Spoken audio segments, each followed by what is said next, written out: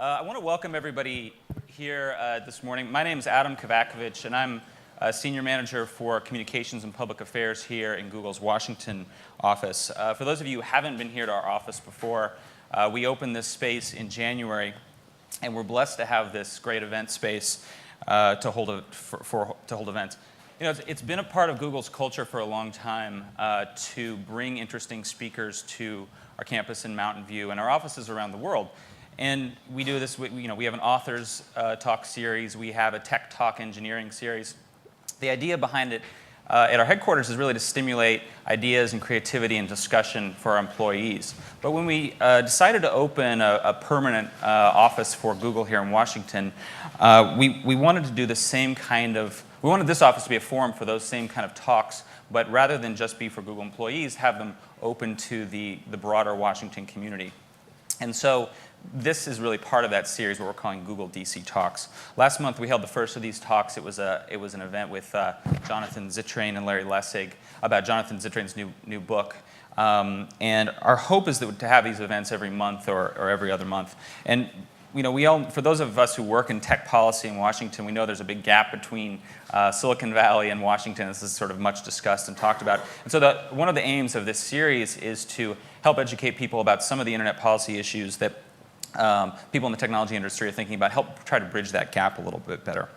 So with all that in mind, today we're focusing on the state of the internet economy. And in recent months, we've seen plenty of news coverage about how the economy as a whole is faring. But there's been less attention paid to what's happening in the online economy. What is this online economy exactly, and how is it contributing to and faring in today's economy? So we're going to be looking at questions like what the role that online advertising is playing in the economy, how consumers are buying and selling things online, and whether that's been changing recently or not. And venture capital is a big force in the technology space as well, and it's not something that gets a lot of attention in Washington, and so we're going to be talking a little bit about that as well. I want to be clear that while Google is convening this talk, our aim today isn't to beat anybody over the head with a Google public policy agenda. The aim of these events is really to be a forum for a neutral forum for debate and discussion. So we've assembled a star-studded lineup of speakers today representing various facets of the internet economy. And I'll briefly introduce them, and then we're going to have them provide some opening thoughts before we get to the discussion. Rob Atkinson is the president of the Information Technology and Innovation Foundation, which is a Washington-based policy think tank. He's the author of the State New Economy Index series and the book The Past and Future of America's Economy. Before coming to ITIF, he was the vice president of the Progressive Policy Institute, where he led PPI's work in technology policy. And Government Technology magazine named him one of the top 25 doers, dreamers, and drivers of information technology. Ed Garrubbo is the chairman of the Electronic Retailing Association, which represents the leaders of direct response retailing on television, the internet, and radio. He's also, his day job is the CEO of Creative Commerce, which is a firm that advises marketers on all forms of electronic retailing. Formerly, Mr. Garrubbo was CEO of the American Telecast Products and attorney with the Venable Law Firm here in Washington. I'm going left to right, too. Mike Avon is a principal with Columbia Capital, representing the venture capital world today. In his work there, he focuses on digital media, internet, wireless, and enterprise technology, and he's involved with a number of leading technology companies. Prior to joining Columbia, he worked at Toucan Capital, which is another firm. And lastly, Hal Varian is the chief economist at Google. And for people who took economics in college, he may have written your textbook. He joined Google in May 2002 as a consultant, and he's been involved in lots of aspects of the company, including design of our advertising auctions, econometric, finance, corporate strategy, some of our public policy work. And he holds academic appointments at Berkeley in business economics and information management. He's the co-author of the book Information Rules, and for years wrote a column for the New York Times. So please join me in welcoming our panel.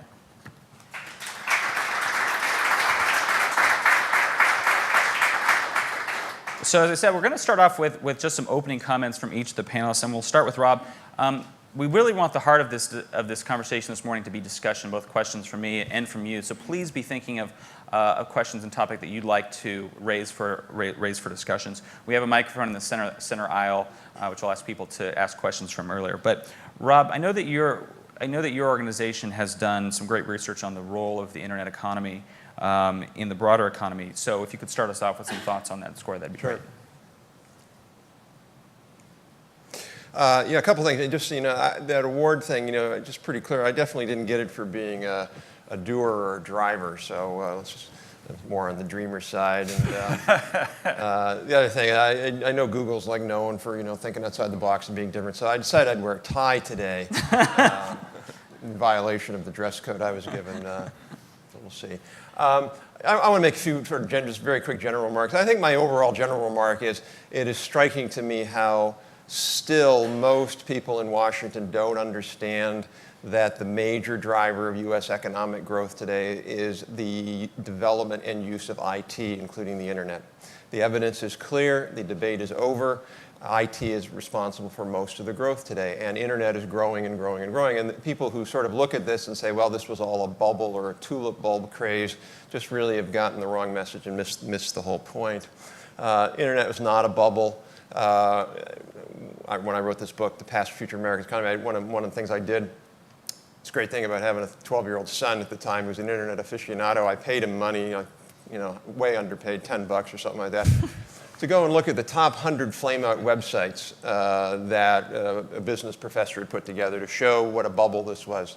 You take those top 100 URLs, you put them in the internet, something like 65 to 70 of them are very viable businesses today.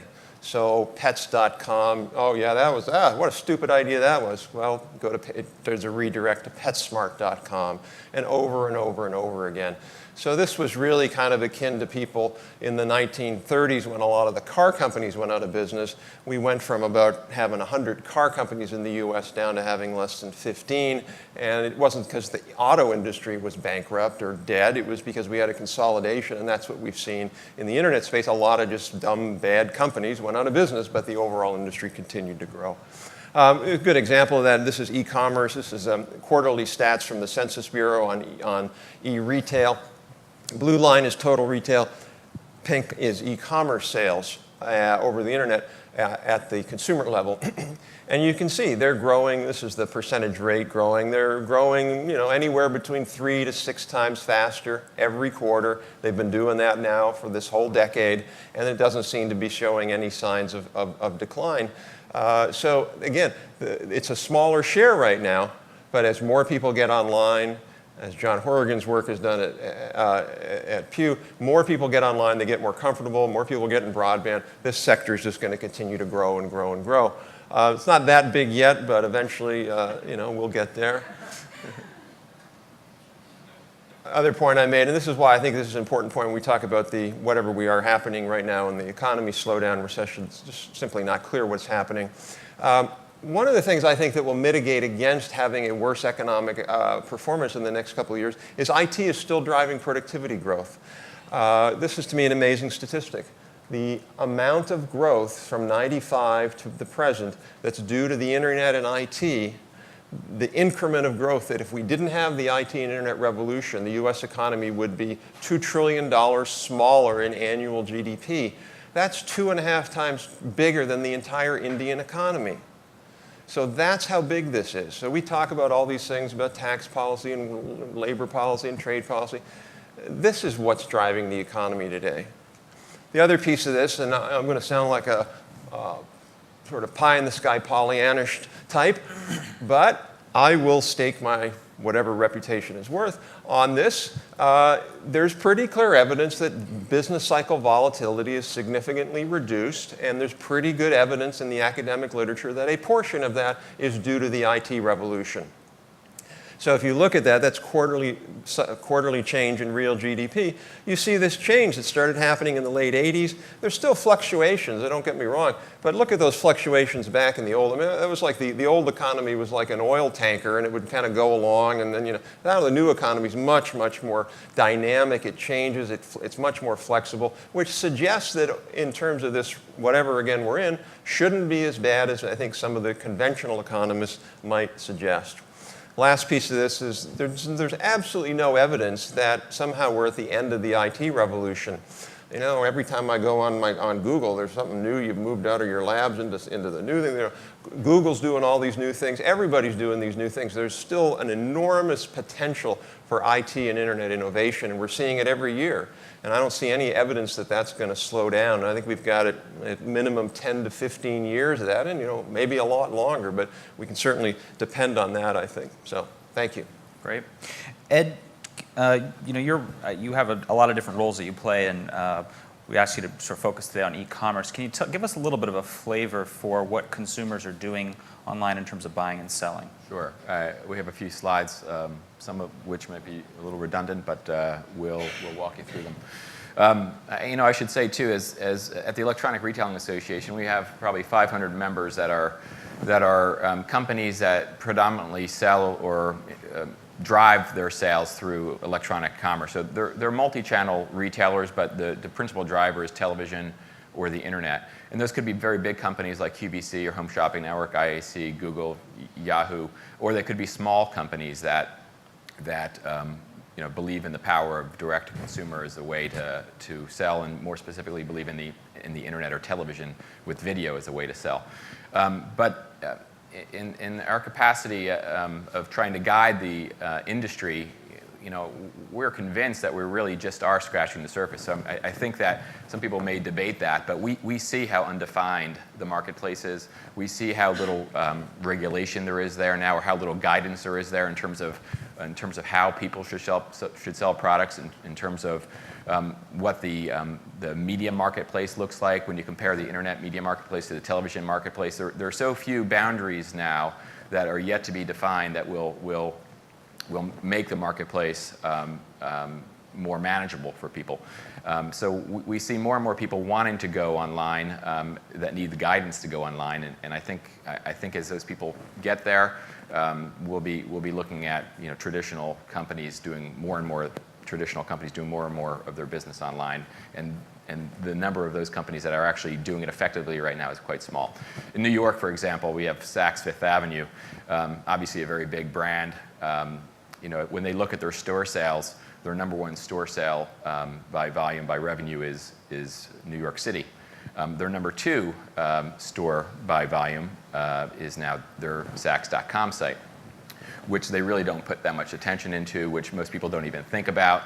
But it's only a matter of time before the potential for that online business is going to far exceed New York. And I would suggest that if they do a good job, it's not only going to exceed New York, it's going to exceed the sales of all of their stores combined.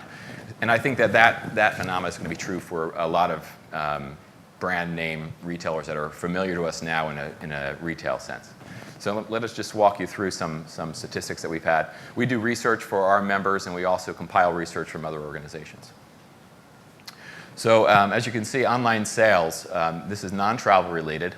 This year, according to Forrester Research, are scheduled to exceed $200 million. Last year was about $175 billion, I'm sorry. And we're looking at growth, annual growth, obviously double-digit growth up to 2011, where we'll be hitting $300 billion of non-travel related e-commerce.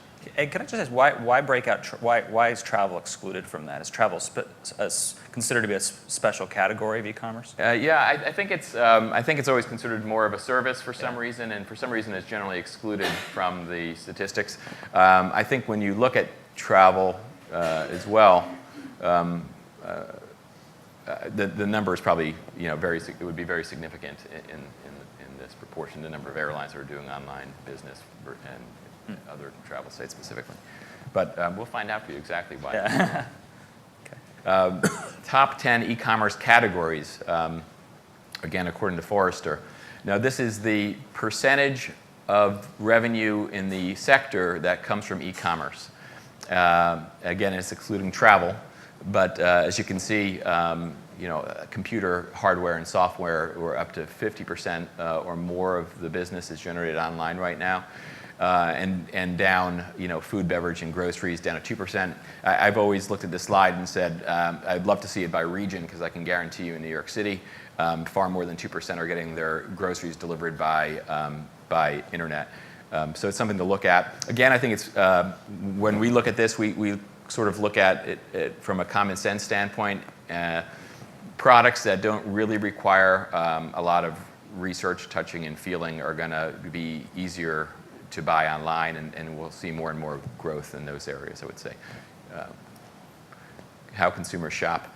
According to our survey, again done with Forrester, 99% of the people in our poll bought something via retail, but the equal number of people bought things online last year. TV, which is another sector that we represent, is far more of a niche player, although it's used increasingly to drive the other channels. Why people shop online? Again, mainly it's to get information and to verify their desire to buy, I think, to prove out marketing claims and things like that. But mainly research is a starting point, I would say. How consumers find websites. Again, thank you, Google, but about 32% of the people find them via search engines. But that leaves about 68%, I believe, of the people that are finding them in other ways. And again, that goes back to our belief that we really are living increasingly in a multi-channel universe where people are being driven by all the messages that they're getting online. Again, this goes to opportunity to compare prices. People are going to the internet to compare prices and products. We'll make these available to you if you like after. Another thing I think maybe is true again by sector, that people expect to buy lower prices, expect to find lower price products online. I think when you think about travel, I think it's a given now. You expect, even the airlines themselves say, buy online, you'll save 5%.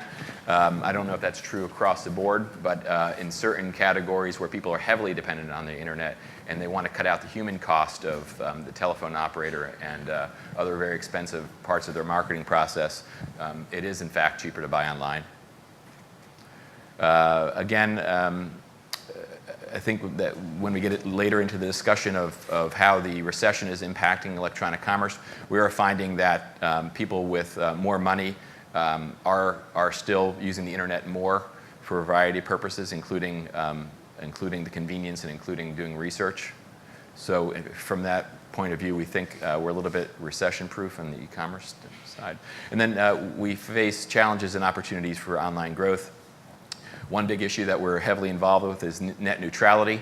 And as we talk about small business owners, that topic becomes more controversial. We provide self-regulation. We monitor online and television marketing claims. So we're trying to help businesses succeed online by policing the industry so that the government doesn't need to. Consumer confidence, I think we're finding is stronger than ever, but part of that is education. We need to make consumers understand that it is in fact safe and cheaper perhaps and more convenient, and why to buy online. And then finally, globalization. As we get into this discussion, we'll see more and more that as the internet knocks down international boundaries, which really makes the marketplace bigger for everyone. Great. Thanks a lot, Ed. Mike, do you want to start off? I think it would be helpful, again, to sort of start off with a primer. What is venture capital, sure, and what role does it play in helping fund new internet startups in the broader internet economy? Sure. Well, good morning, everyone. To answer that question, I think 10 years ago, you might not have had to ask that question. I think we were an industry that was a bit in vogue in the late 90s. That's changed a bit as I've had many of my friends in other industries ask me why I'm not a hedge fund manager or in a buyout fund. The same thing, isn't it? It's right. It's all the same thing. So no, it's a very different business. So venture capital is a subset of private equity, but we're focused on the very earliest stages of investments, typically when companies are being formed and growing, very often before profitability, and even in some cases before there's any revenue. It's a very important part of the company creation, company growth economy. Venture capital is. What we do, we take money from our investors, who tend to be endowments, pension funds, wealthy individuals, and invest in startups, usually taking a minority position more often than not, anywhere from, say, 10% of a company up to maybe just under 50%, in some cases over 50%, depending on a number of factors. And then we get really involved, and that's where we're very different than some of the other private equity asset classes. we will typically take board seats and be very hands-on in helping companies build their strategy, recruit management, and really help with the nuts and bolts of building a company. Very often we're dealing with entrepreneurs who are doing this for their first time and can use the advice and counsel of those of us who see dozens of companies every week and feel like we've seen just about every hurdle that a startup company can possibly see. Kind of a quick overview of the scope of venture capital in the country. Last year, about $30 billion was invested in the U.S. Over all venture categories. A little under $5 billion, about $4.5 was invested in internet-related companies. And just to show how that compares, close to $10 billion was invested in life sciences, biotech, et cetera. About $2 billion, a little over $2 billion was invested in clean tech, which is the fastest growing sector. The delta there was mostly in software, other telecom, media, other technologies. I thought I'd also touch on a few themes that we're looking at today that we see in the market that drive our internet investment decisions today. And these are just a few of the themes we're looking at and a few of the observations. There's certainly really many interesting data points out there. One area that we spend a lot of time looking at and have actually made numerous investments based on the trends that we've seen is the proliferation of internet video. And this is something that's been talked about for years. There's a small company you might have heard of out there called YouTube that's owned by another small company called Google that's just seen staggering growth and really growth beyond just the snippets of funny short-form videos, user-generated videos, into more professionally produced video, whether it be long-form video from TV networks or a whole new category of professionally produced short-form video, 6 to 8 minute snacks that's produced typically inexpensively, delivered through distribution partners, whether it be YouTube or others out there, and typically monetized through advertising. And there are actually multiple businesses today that are making real money producing these short clips for $5,000, $10,000 a piece, or less in some cases. We've invested in one called Right Media. There are numerous others out there. We also have made a significant focus of our investment thesis around digital media in solving the what's called the over-the-top delivery issue out there, which is basically delivering long-form video directly to consumer electronics devices, whether it be your TV or mobile phone. Another trend that we've all seen in the past year, and I think maybe one of the most important trends, is the move towards open platforms. And this is everything from social networks like Facebook opening up, Open Social, which Google's involved in, to open platforms on mobile phones, whether that be the Google Android, whether it be some of the large carriers actually opening up to third-party applications, whether it be the software development kit for the iPhone. These open platforms let new businesses come to market much more quickly by leveraging networks that are built by someone else. So basically, you can leverage somebody else's dime.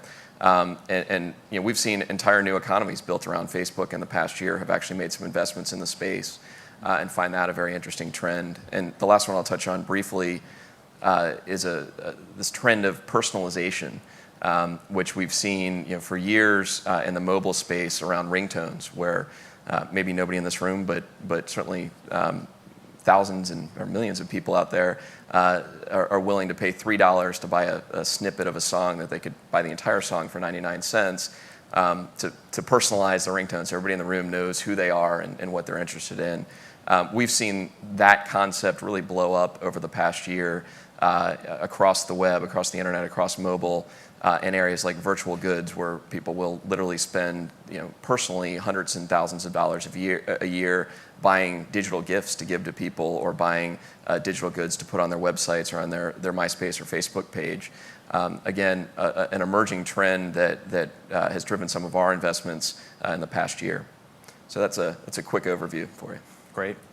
Hal, do you want to just start off again the conversation by telling us a little bit about the economics of online advertising and some of the things you've found in your research? Yes, I'm going to stand over here because I don't want to get a crick in my neck. So every time I introduce myself as Google's chief economist, the first question I get is, why does Google need a chief economist? And the confusion is kind of natural because most organizations that have chief economists, they're macroeconomists. They do forecasting, they figure out what interest rates will be and what GDP growth is going to look like and that kind of thing. I'm a microeconomist, and one of the things I work on, for example, is Google's ad auction. It's a big auction. We get 99% of our revenue from that auction, and so we have a whole team of people that are engaged in the care and feeding of the ad auction. But today I'm going to break character a little bit. I'm going to talk about macroeconomics. As I sometimes say, I'm not a macroeconomist, but sometimes I play one on YouTube, and this is one of the occasions where I'm going to be playing a macroeconomist. Well, we've just heard these very interesting talks about how so much commerce is moving online. There's a lot of retail purchases are going online. People are quite interested in what the economy is doing with respect to consumer behavior. Well, one of the places to look is online and see what consumers are doing online. Maybe that'll give us some idea of what consumers' interests and intents look like. So a couple years ago, John Battelle wrote a very nice book called The Search. It was about Google primarily. And he came up with this nice phrase, the database of intentions. There's a quote from his book. What people are expressing in the searches that they type into Google are their interests and their intentions. So maybe we can look at the kinds of interests and intentions that are being expressed by the searches and understand a little bit about consumer sentiment.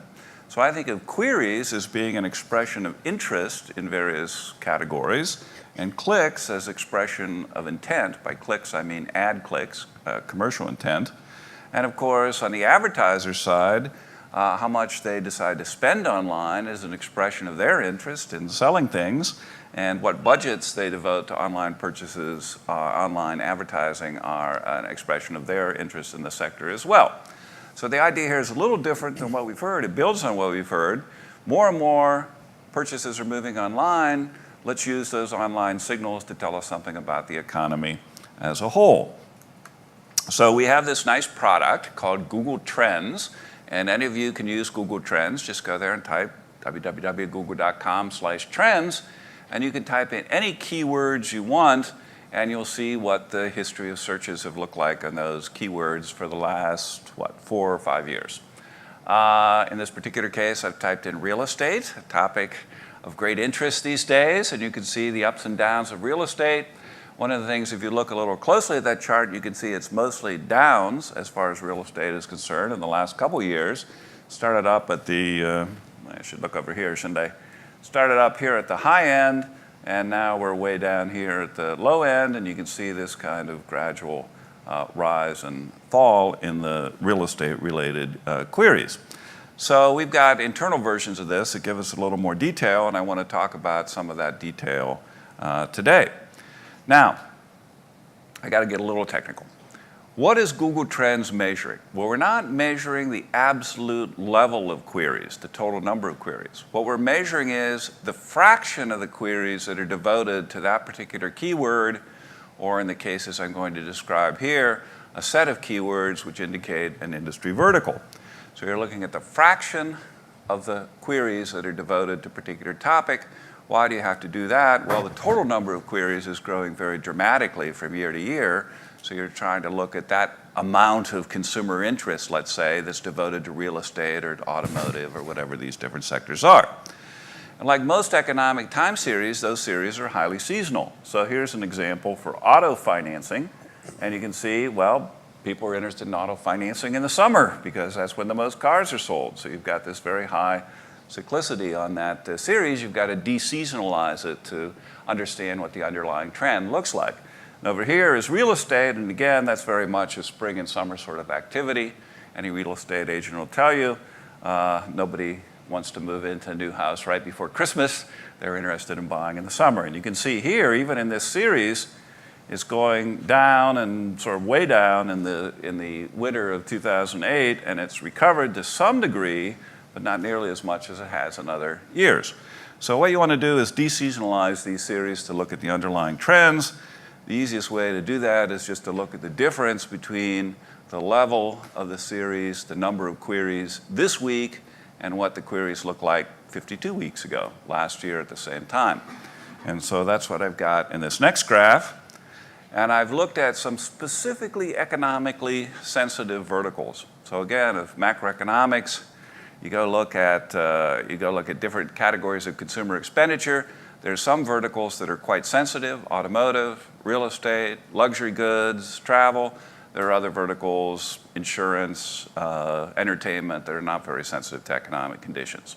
So if you look at this, if you're below 1, what that means is people are doing less queries as a fraction of total queries in this vertical than they were last year. If it's above 1, they're doing more queries as a fraction of total queries than they did last year. So look at the first graph on automotive. What you see is there's 1. So we've been below 1 for some time. The automotive industry has been somewhat, let's say it's not been booming in the last several months. But we did see this interesting spike here in February. That kind of threw me off a little bit. If you go look, what happened was the automotive industry had very, very attractive financing deals to move cars off the lots in February, and we did see a spike in queries that went along with those initiatives.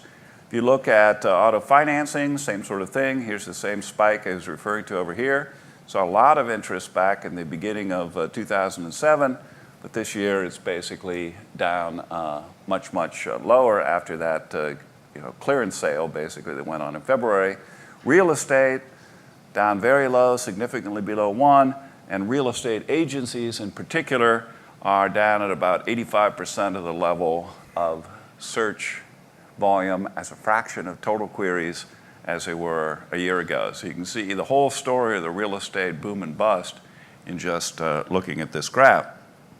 And I'm referring to this, by the way, as the Google Domestic Query Index. Here's a picture of luxury goods. And again, this is a deseasonalized data where we see what happened around Christmas. Of course, people buy a lot of luxury goods around Christmas, jewelry and so on, but it's down quite significantly from where it was a year ago. Shopping's not quite so bad. I mean, shopping, we saw this blip in January, but it's down on average. Home furnishings, jobs, searches on jobs are up. Okay, so exactly what you'd expect if you saw something of a recessionary environment. Now, nice thing about this is you could say, well, what about these issues we just heard about how well electronic commerce is doing? This is actually completely consistent with those viewpoints because all I've been expressing to you is the relative queries on vehicle shopping, on retail trade, on rental, luxury goods, investing, et cetera, which have been going down. But if you look at the absolute growth, okay, the total number of queries listed, those have been going way up. So what we're seeing is an economic slowdown. I think the data pretty much points to that. But what does an economic slowdown mean? It means instead of the economy growing at 3% a year, you grow at 0% for a few months. You have to compare that to the 22% growth that we're seeing in electronic commerce. So even though the economy as a whole is slowing down, maybe a 3% slowdown, you have to net that out against the 22% increase on the retail, on the online retail side. So overall, I would say the lesson that you learn from looking at the query patterns on Google is yes, we're seeing an economic slowdown. No, that's not an internet slowdown. The internet is still looking pretty strong compared to most of these other sectors. Great, thanks, Hal. And that actually, let's go back. Actually, you can hand me that remote down here. I should. So that sort of leads to what I wanted to start off the conversation with, is talking a little bit about the idea of there being a slowdown. Rob, to what degree has your research shown that the online economy is any more or less resilient than the economy as a whole, or more or less susceptible to this kind of slowdown? Well, it's a little hard to tell because there aren't a lot of data points, because the last slowdown we had was spurred in significant part by the IT slowdown, and that was, as I said earlier, spurred by a kind of a overreach and then more of a. But I think this time will be different. I think Hal's point is right on, which is you're seeing absolute growth, and all the other data points suggest there is absolute growth, and so what's happening is in the overall economy slowing down, it's almost as if the internet economy is sort of leaning into the wind, as the Federal Reserve would say, leaning into the wind of economic slowdown, because it's still growing. It may not be growing as fast as it might have grown when the overall headwind of the overall economy is growing, but it's still growing, and therefore is somewhat sort of counter-recessional. Mm-hmm. Mike, what about in the VC world? I mean, are the type of endeavors that are getting funded, at least in the internet space, different now than they were 6 months ago? That's a good question. I think at a macro level, VC investing's down quarter to quarter, Q4 to Q1, fairly significantly, close to 10%. But that's off a really high number. Last year was the best year for venture investing since 2003, I believe, since 2002 perhaps. Early stage companies have dropped more significantly than the overall number. But anecdotally, in the internet, I think we're seeing more opportunities and more good opportunities now than perhaps 6 months ago. Some of the froth might be off the deals that we're seeing. The valuations might be getting closer to being in line with reality. But we're seeing a lot of good opportunities, and we're an investor for 3, 5, 7 years. When there's a pullback in the overall economy, as long as we believe the overall macro trends and the spaces that we invest in are still valid, we actually look at these types of economic environments as opportunities, and we're certainly not alone in that. So are venture capitalists more forgiving of your company's performance at a time like this, considering what's going on with the overall economy? We'll certainly take the overall economy into account. We hold all of our CEOs to very high standards, and the economy can't be an excuse for poor performance or sloppy performance, but certainly we take that into account. In our internet companies, we haven't seen significant pullback yet in advertising spending, in consumer spending on virtual goods and premium subscriptions. That might be coming, but at this point we have not seen significant pullback in those areas. And what kind of advice do you give to the companies that you fund, their leadership, about how to weather this kind of environment? I think the number one piece of advice is, and I think this is good advice in any environment, but particularly in an environment like this, is just be incredibly careful with cash. And the cash is the number one resource as a startup. Every time you have to go out and raise money again, it's a difficult. It's always difficult. It's never easy. It takes your eye off the ball as an operator, and it's never guaranteed. So no matter how good your company is, plenty of companies have failed because they just misjudged their cash needs. So in this type of environment, we encourage all of our CEOs and all of our executives to really focus on every dollar spent. Make sure you're creating more than $1 of value for every dollar spent, and try to extend the runway as long as possible. The other piece of advice, particularly in the internet, that we give to companies is to try to diversify your revenue streams. So if you're 100% advertising supported, in many cases we'll ask our companies to at least experiment with other models, whether that be subscription or e-commerce, particularly in some cases virtual goods, and just try out different models in case one of those categories is hit hard later this year, which is certainly a possibility. Yeah, I want to talk a little bit about how companies should approach online advertising in this kind of economic environment. And I know, Ed, you wrote a little bit about this to your members of the association a week or two ago. In this kind of environment, how does a business that depends on advertising to build awareness of its products, should they be cutting back? Should they be increasing? Should they be staying steady in terms of how much they're spending on online advertising? Should they be shifting to different types of online, or should they be shifting to offline, to TV and radio? Yeah. What's your thought on that? Yeah, I mean, I think generally on both the consumer side and on the business side, what a recession does is forces you to make smarter decisions. So from my view, e-commerce is going to be propped up by both of those factors. From the consumer standpoint, people are spending money still. Obviously, they're just spending it more slowly, and they're being more circumspect about how they spend it.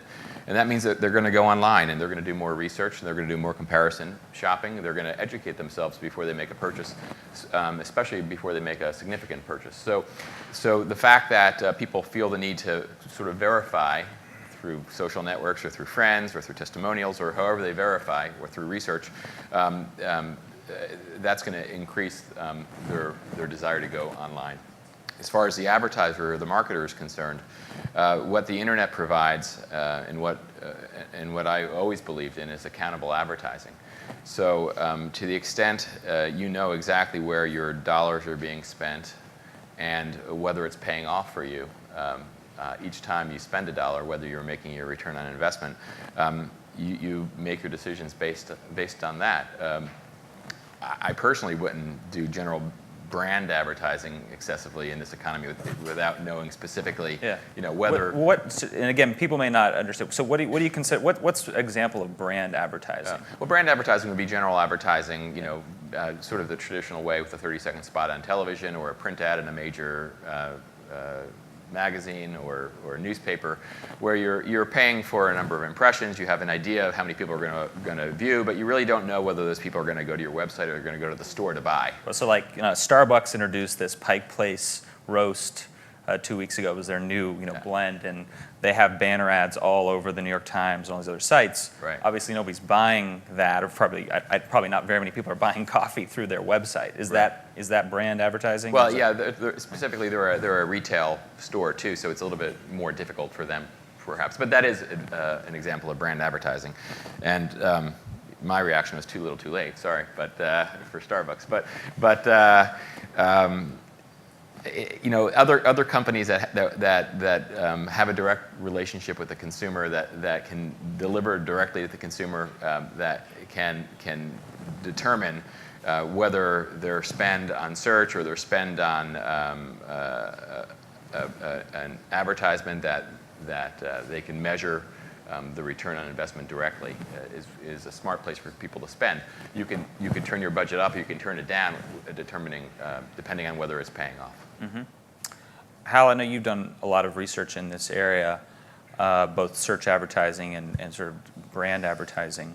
To what degree is search advertising or display advertising recession-proof? It's a good question. We haven't really lived through a recession since search advertising has hit the big time. But if you go back and look at forms of advertising that are similar to search advertising, and the generic name would be direct response marketing, so that would be things like direct mail, catalog sale, yellow pages, etc.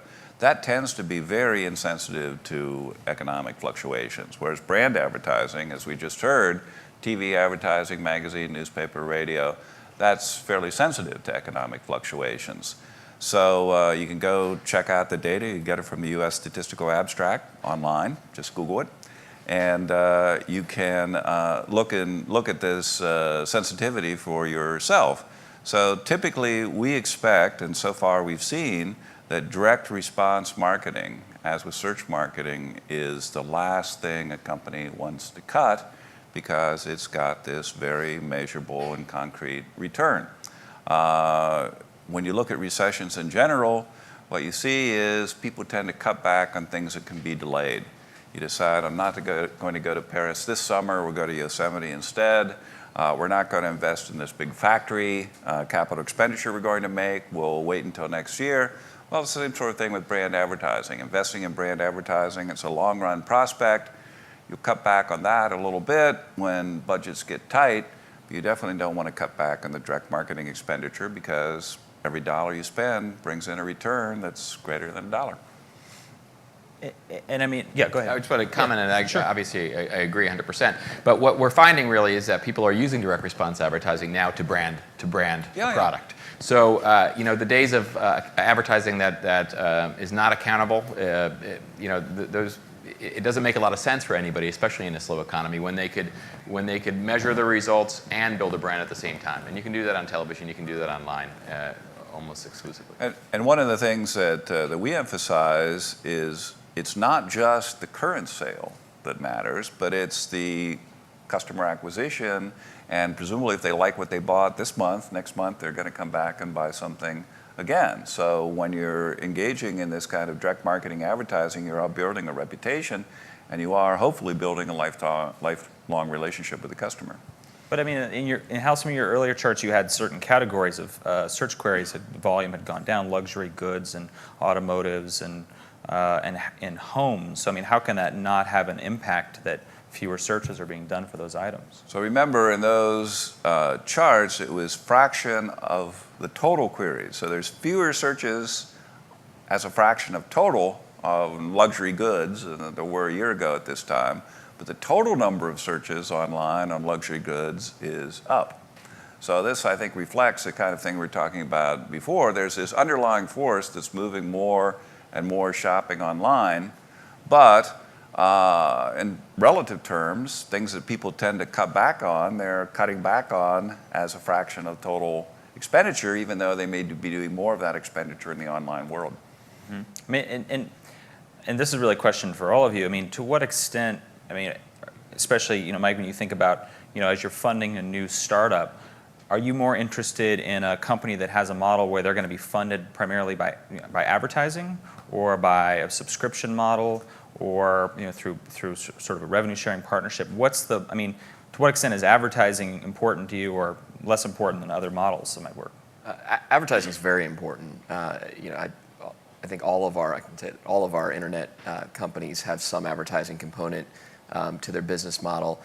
As I had said earlier, I always like to see companies that have multiple revenue models, or at least are willing to try multiple revenue models.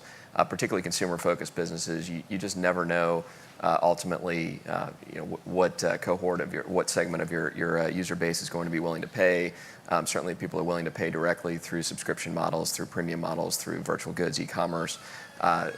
Makes a lot of sense to further monetize those users. But ultimately, if you're a mass product, you're going to have an advertising component.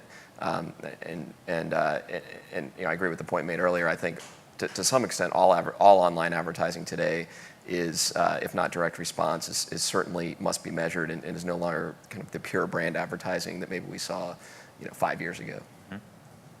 And other thoughts you guys have on that? Well, I think I'll just touch on an earlier point you made, which is cash is king, and even in this environment, you can't build a brand if you don't have a sufficient marketing budget. You can't do it online. You can't do it offline. So you really do need to have sufficient funding to get any business off the ground. Yeah. I'll say one thing about startups and economic slowdowns. Google benefited tremendously from the economic slowdown in 2000 because there were a lot of talented, experienced people that became available on the market. So the best thing you need to build a startup is to have talented, experienced people, and they're really hard to hire when everybody else is trying to hire them. So in one sense, if you're in venture capital and you have sufficient patience, a slowdown is a good thing because you can bring in talent that would be hard to get otherwise. So sometimes the hardest time to fund early stage companies is at the end of or at the peak of a business cycle, where literally each week there's a new competitor that's being funded by one of your brethren out there. In this type of environment, the established leaders or the emerging leaders tend to be able to attract more talent, tend to be able to attract more dollars, and a lot of the noise is taken out of the market. So there can be a real opportunity, and I do think Google really benefited from that in the last slowdown. Yeah, and I have a question related to that, but I want to say at this point, if anybody has any questions, feel free to line up with the microphone, and we'll be happy to take them, and I'll just pose one while we're waiting for anybody to line up there. But on that point, so you talked a little bit about open platforms, that being a trend, and say a developer or a startup wants to create a Facebook widget, for example, or an application to operate within Facebook. How are they? What's the long-term plan? How do they make money from that? Which I think make you more skeptical of funding companies who that's their model. I'm certainly skeptical of funding companies that are single application providers, that are products and not companies. And you'll see a lot of those popping up now around Facebook, around some of the other open platforms. Not to say that they aren't interesting companies, not to say that they won't be profitable companies for the entrepreneurs, but many of them are unlikely to be big companies. And certainly as a venture capitalist, we're looking for opportunities to invest and ultimately see a large return for the risk that we're taking. So we need to invest in companies that can be big companies that can own a category.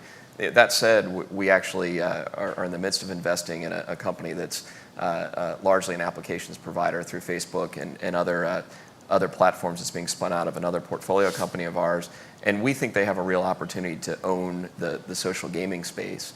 And we think that over the long term is a very interesting opportunity to be supported both through advertising and sale of virtual goods. So there are certainly opportunities to leverage platforms to own a new emerging market. And I think those are attracting a lot of venture money, and I think many of those will be very successful companies. Great. So we'll take questions if people could identify themselves and organization affiliation if they have any. In the magazine, people are going to go to the computer, they're going to go look at that car, look at the colors, play around with it, develop some interest, and so you have a way of measuring whether that ad was effective in terms of generating consumer interest and excitement. And we've been looking into that using some of the same tools that I showed you earlier, and it works very well. So we're quite excited about looking at these synergies between the offline and the online world. I guess I would argue it is definitely having a negative effect. And the only way it would not have a negative effect is if overall advertising share of GDP was going up. So if one segment of advertising is going up and the pie is not growing, then it has to be coming from somewhere else. I think we're seeing that in the newspaper revenue business, where news ad revenues are way down. So, there may be synergies, there may be a little bit of growing the pie, but overall, I think what we're seeing, and frankly, I don't see why we would think that e-commerce is going to grow as a share of retail without thinking that e-commerce ads are going to grow as a share of overall ads. And I think at the end of the day, what we're really talking about is much more of the economy, whether it's ads, products, or services, are going to go online. And then the other piece of this is there are lots and lots of people and lots of interest with government relations offices in Washington that don't like that, and will fight it, vociferously. You had Hal ads for cars. Whenever I see that, I can't resist pointing out that it's illegal in all 50 states in the U.S. to buy a car online from the producer. Why is that? Because car dealers have passed laws in every 50 states that says you cannot buy a car from a producer. You can buy your computer from a producer. You can buy, and a lot of other things. You can buy your shoes from Nike, go online. You can't buy a car. And so there's all sorts of resistance to these trends, and I think it's incumbent upon people who are sort of pro-progress to resist those and say, well, we feel bad for those people, but that's just the way the world is. Right, and of course some of this is not mutually exclusive. I mean, I saw an article 2 weeks ago that said that CBS, which had put all the NCAA basketball games online as well as TV, actually made slightly more per viewer in their ad revenue online than they did on TV, and that's probably one of the first times that that's happened. So if you're CBS, I don't know where that leaves you, but probably pretty glad that you put a lot of those games online, I guess. So anyway, we'll go to the next question. Hi, I'm Diane Bartz from Reuters. Mr. Varian, I was wondering if you had, since you're looking at other forms of advertising, I was wondering if you'd taken a look at the impact of the do not call list or any restrictions that the Direct Mail Marketing Association had put on itself to get an idea of what a do not track list how that might impact Google. So it's interesting you mentioned do not call, because in my other hat, I was previously a professor at UC Berkeley. I authored a big study of the do not call list, so you could find that online. Basically what we did is we took the area code and exchange of the numbers that were on the do not call list, and then cross-tabulated that with census data so we could look at the demographics of the people who signed up for do not call. So it's kind of an interesting study. But we come down to the do not track list. There is a do not track list in the sense that you can go to the online advertising networks and put up a do not track cookie. So this capability is there now for people who want to use it. And there have been various proposals to change this program in a variety of ways. That mostly applies on the display advertising side. I'm not really an expert in that particular area, but I have to say it's hard for me to envision harm coming from somebody being shown a more relevant ad. In general, people want to see relevant ads. You want to see ads that relate to your interest. And the challenge to the industry is to find a way to show people relevant, appropriate, meaningful ads that doesn't really impinge on privacy issues or make them feel uncomfortable. And I think we can work that out. I think that's perfectly doable. I'd make a key point, and I think this point's been made enough, is there's a huge fundamental difference between do not call and do not track. Do not call is basically you're not consuming anything for free. You know, it'd be one thing if you know, I could get something and in return I had to accept a call every once in a while in a quid pro quo. In do not call, you're just getting barraged for something you're not even doing. Do not track is really what it is basically, you know, all of the companies you're funding and all of and Google itself, you know, an amazing array of basically free services now in the economy that people have come to expect. And you're consuming that with the expectation that you're actually paying something back. What you're paying back is you're clicking on a Google ad or, you know, an ad placed on Google, or you're doing something in return. And sort of to say that, well, we're going to let you not do as much in return, but still you're going to get it completely for free, I think that's just a fundamental misnomer, and it's just a whole different kettle of fish. Well, I mean, to what degree do you think consumers understand that? I don't think most consumers, I certainly don't think elected officials understand that point. I would argue most consumers don't understand that point either. Yeah. There's this notion somehow, I got a lot of criticism for that, a term I used the other day called info-communists. It's actually a term that Milton Mueller uses up in Syracuse. But this notion that somehow everything should be free, why not? And I think people have grown up, particularly my son and people who are under 30, have grown up in an environment where everything is free, or many of these things are free. And so this notion that there is a trade-off and they're actually giving something back, I don't think people just fundamentally don't understand that. So they have this sort of entitlement mentality. I should keep getting it for free, but I don't have to give anything back. Yeah, Ed, you Well, want to I would go even further than that, actually, because I think actually consumers are benefiting from this capability. Absolutely. So it isn't so much giving something back as giving you something that's more relevant. I mean, the typical use for these tracking cookies is frequency capping. So once you've seen the picture of the red car 4 times, we'll show you a picture of the blue car. And it just keeps the ads mixed. So all of these things are positives from the viewpoint of the consumers. I mean, I don't want to be contrarian, and I agree in general that people are benefiting, obviously, from the free information. But I do fundamentally believe that most people aren't aware that they've made this bargain. I don't think anyone really understands that they're benefiting and how they're benefiting and what the cost would be to them if they actually had to pay for it. So we've determined what the benefits are, and we're providing for free, and we're propagating the model. But I don't think the most consumers actually understand that when they go to your first slide and say, what are my queries and what are my sentiments? I don't think that they're understanding that they're trading that information for a benefit that they're not necessarily aware of. So I think as people, I think ultimately it's going to shake out the way it is, probably, because I think that the arguments in favor of giving people the free information trump.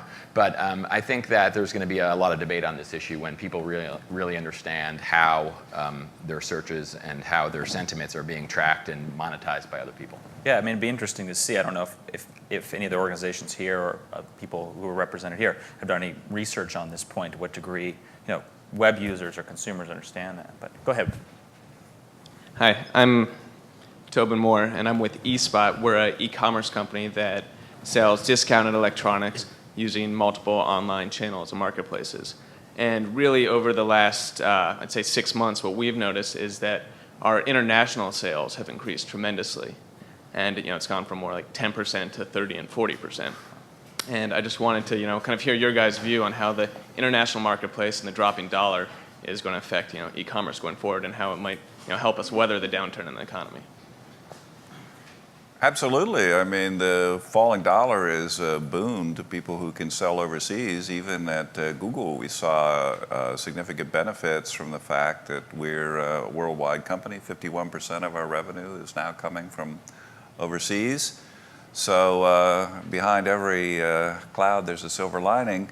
If you all of the doom and gloom that's coming out of New York and the financial markets is partially balanced out by the boom times that we're seeing in Iowa and Nebraska from the agricultural industry. And same thing with consumer electronics. The U.S. is a big exporter of those goods, and the falling dollar benefits those industries.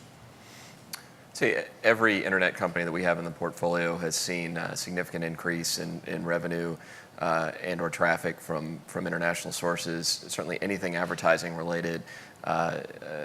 Every company in my portfolio either has people on the ground in Europe right now, or if they don't, they're actively looking for good salespeople. And I think that's just good business. I think the internet is certainly not a U.S. phenomenon, and too many companies have forgotten that over the past couple of years, particularly this new generation of Web 2.0 companies who maybe just focused on specific niches within the U.S. and are now learning that you really have to be a global company today to be successful. I think we're just scratching the surface. I mean, there's so much potential out there for most American businesses that are really just focusing on trying to figure out the American market. As Google and other companies make it facilitate make it easier for people to go international, it's going to boom in the matter of years, I think. Add a slightly contrarian note to that. We did a report probably 9 years ago called A Third Way Framework for International E-Commerce. We were very optimistic about the rise of international cross-border e-commerce, and I think wrongly so. Maybe we were just sort of expected it too soon. There are still significant barriers that near where we should have. I mean, it's striking to me when you go to a site like Amazon. They have Amazon UK, they have Amazon Canada, Amazon. Why Amazon Canada? I mean, I don't understand the logic there.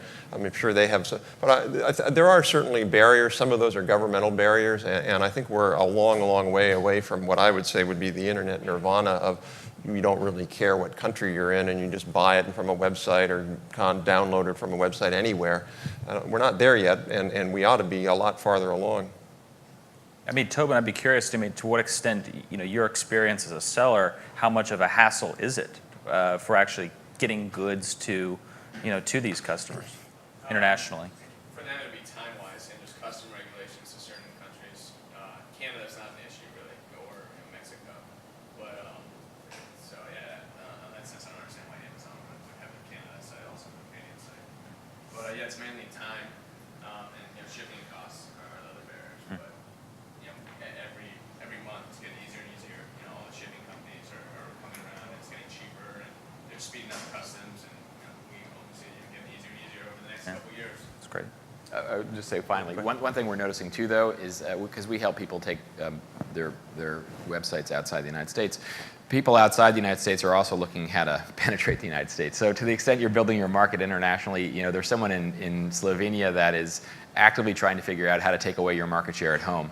So you just need to be sharp in both places, I would say. I'm Bill McClellan with the Electronic Retailing Association. I want to follow up a little bit on the barrier question that you had. We're talking about all this wonderful e-commerce growth and how great it is and how it's recession-proof. And my question is, when does it stop? What are the barriers to that growth? When does it end? What are the dangers that you see? It sounds like a question for the economists. Al and Well, as an economist, of course, I'm in favor of free trade. That's part of the identity there. And I think that the best argument for free trade is to look at the trade among the 50 states. We don't, Michigan or Iowa or New Jersey, it flows freely across the United States. And I think the world is moving in that direction. So I think we will see a lot more worldwide commerce of the sort that's being discussed. I think the viewpoint in terms of the U.S. is the usual story. We have to emphasize innovation, we have to emphasize engineering, we have to emphasize our role as a producer of new ideas, new concepts to stay on top of this trend. But my belief is that the world is getting more integrated every year. So I guess I'd look at it in a more mechanistic sense. I think it'll stop when old people die, replaced by my son. I'm only partly tongue-in-cheek. If you look at old people, senior citizens, whatever, older people, they use the internet less. They're less comfortable with it. There's an income gap. We have a lot of low-income people who don't use it. But at some point in time, we will get penetration rates like telephony with high-speed broadband. So at some point in time, whether that's 20 years from now or who knows when, virtually every home will have high-speed internet. Every home will have a PC. Every home will be very comfortable doing this. We're not there. And by the way, not just in the U.S., around the world. Now, around the world is going to take a long time. But even if you sort of tier the countries, Europe, Japan, Korea, they're already there. China's growing rapidly. South America's growing rapidly. So I think, I think we've got another 15 years of still pretty good adoption rates where people, besides, it's not just people who have broadband who don't have broadband, there are a lot of people with broadband who don't shop a lot online because they're not comfortable or they're not knowledgeable. And those are all going to change, and eventually it'll just be we don't have growth in shopping malls anymore because every place that wants a shopping mall has a shopping mall, and people know how to use it and how to get there. We have cars and roads, and we'll be there in e-commerce. It just will take at least 15 years to get there. Right, and one thing I want to point out is it's not just the internet access. In some sense, that's the easiest part, but you also need a remote payment system. So you need a financial infrastructure that supports remote payments in a secure way, and you need a package delivery system. And there are some countries that have great internet access, but they don't have the remote payment or the package delivery to really support it. Those things will come as well, but you have to have an entire environment to make the system work. Yeah, go ahead. Hi, Phil Murphy with the Committee on Energy and Commerce. I was wondering if you saw a general expansion in the advertising market or a transfer of capital between online advertising and traditional print and television advertising. If you could just comment on that. I think we're seeing, as per the slides too, I think we're seeing slow growth, but a transfer. Someone asked a question earlier too. I think traditional advertising is being used now almost to drive web traffic in some regards, and that's presents a little bit of a quandary as to what its value is or how to measure its value. But I think advertising in general is following the consumer trends, which leads online.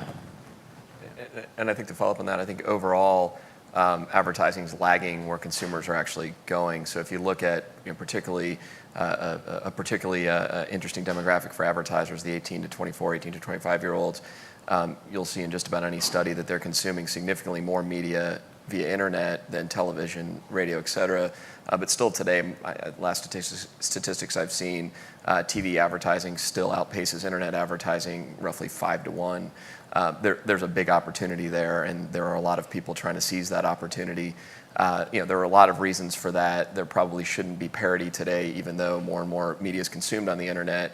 But I think you're going to see an acceleration of ad dollars moving to the internet, both because that's where people are, and then as everyone's touched on here, it's much easier to measure your effectiveness on the internet. Yeah, I think we have time for a couple more questions. Go ahead. Hi there, Diane Bartz from Reuters. I've been struck by the statements about the importance of the internet to the U.S. economy. It's not just a little niche thing anymore. Given that, isn't it incumbent on the government to do some regulation to make sure that there isn't an internet company that becomes the countrywide of your industry and causes the next big global crash? Isn't that something you would benefit from? Rob, do you want to tackle that? Well, I think you have to understand, at least in my view, the way regulation works is it's principally sector-based. And so, I have an account, used to have an account with E-Trade, and then I moved it over to ING Online. It's a great account, by the way, if you ever want a great savings account. High interest rates, all done online. It's an online company, but they're regulated by whoever regulates them, whatever different banking regulate. Same thing in online insurance and travel. So I don't think I think from a sort of consumer regulation point of view, much of this is already there in place. It's not like online banking can be unregulated. So that's already there. I think what you may be referring to are there particular things about the internet that are unique. And to me, those would be things around security and privacy. My own view, I think we seem to have it pretty well. It seems to work pretty well right now. I don't see.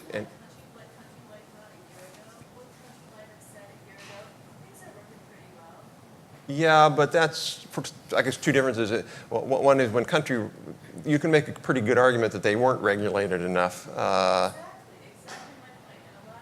And that it wasn't enforced. But I guess if you think about countrywide failing or doing bad things, and I'm not saying, I don't know whether they did or they didn't, the consequences are pretty severe. If you think about a company who somehow abuses somebody's data, which I'm not saying would happen, they're not going to bring down the economy. What they'll do is they'll bring down themselves. That'll be the first result, is the company will be in big, big trouble and will lose market share. We're going to go. We'll make this the last question, actually. My name is Jason Everett. I'm with Congressman Mel Watt's office.